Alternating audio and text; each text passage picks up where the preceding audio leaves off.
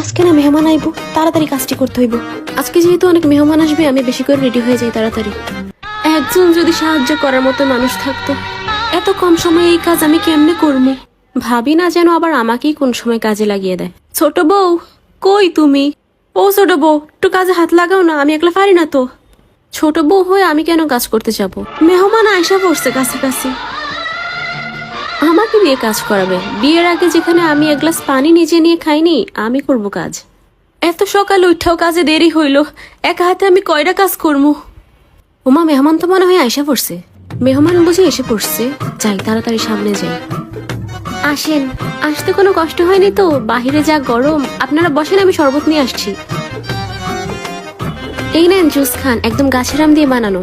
আমাদের আবার আজকে একটু দেরি হয়ে গেছে, মানে 2-3 জন মিলে হাত চালালেও তো কাজটা আগায়, আবার রান্নাঘরে যা গরম। ভাবি, আপনি ওদের সাথে বসেন না, আপনি দাঁড়িয়ে আছেন কেন? আমি খাবারগুলো বেড়ে দিচ্ছি। হ্যাঁ, আমি তো বসবো, কিন্তু আরে কোনো কথা নাই, আমি থাকতে আপনি কাজ করবেন কেন? বসেন।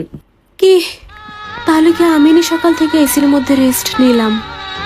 আপনার তো প্লেট খালি, আর একটু কিছু নেন।